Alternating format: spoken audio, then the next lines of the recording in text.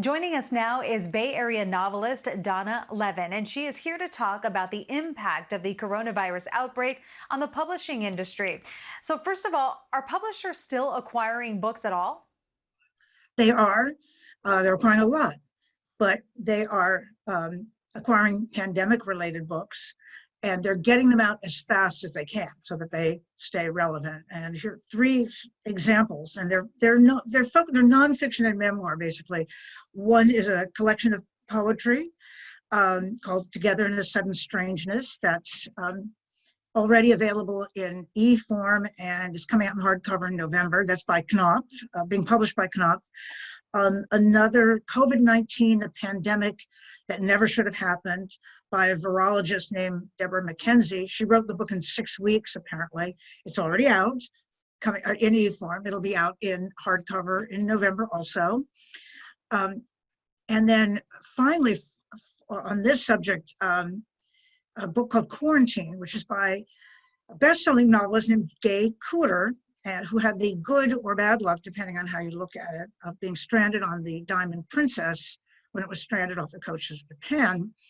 And she's written, from the description, it seems like a pretty harrowing account of those days, and even of the quarantine on a naval air base in Texas when they finally got back to the mainland. Because she's an experienced storyteller, I'm looking forward to reading this one. I will, for myself, I think it's too soon to be writing fiction about the pandemic. If you're a fiction writer, keep writing fiction. But as Amanda Urban, who's YN of Literary Agent, said, we don't know what the narrative arc is of, everything is changing so quickly. So put the pandemic novel on hold is my advice, my personal advice. How has the pandemic changed book promotion? Well, that's how one of the things that's changed so rapidly. The shelter in place immediately shut down all the book signings and readings that were scheduled. And that is the main way that publishers promote their books to sell, and writers promote the books that they write. I talked to an Oakland author, Aida Salazar. She's written a book called the Land of the Cranes. It's about a young girl in a detention camp outside Los Angeles, so it's very timely. It is coming out in September, but she had a 5-city book tour scheduled for the summer that was just completely canceled, and she wasn't real happy about it, and I certainly don't blame her. Many authors are facing the same disappointment this summer. She's been able to get on some virtual panels, and I just have to hope that good books, timely books, will find their way into readers' hands one way or the other. But that's the problem is, without a bookstore that's open, you don't have people coming in to browse. That's a lot of the advantage to a live book signing for a bookstore. And also, people go to book signings because they want their book signed, and you can't do that virtually, at least not yet. That might be our next step. We'll see. And what about those book fairs? Book fairs are a big part of publishing, more for the industry than for consumers. Although consumers like them because they get to meet their favorite authors, they get a lot of free books. But it's really for the industry where a lot of subsidiary rights are sold. It's where a lot of foreign rights are sold.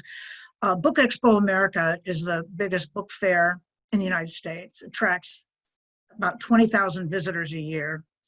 At the beginning of the shelter in place, the organizers postponed it till July, which, as you say, things change so fast. That turned out to be a triumph of optimism over reality. So it became virtual. And I talked to another Bay Area author, Meg Clayton Waite, who did participate in some of their virtual events. She says that, they work well for the authors. They even have some advantages in that you don't have to travel. You don't have the costs of hotel and airfare, etc. But there's just no substitute for one-on-one schmoozing as she has pointed out. And the thing is, as you said, things are changing day to day. No one really, I don't think anyone expected things to be quite as harsh as they have been. But while in the past, publishing has traditionally been very slow to respond to technological changes, both the industry and writers themselves have adapted very quickly. And I think that's a very positive sign. And publishing has always been a challenging business. And I think they'll get through this and we'll all get through it. And, we all need stories. So I think better days ahead. Donna Levin, thanks for joining us. Thank you.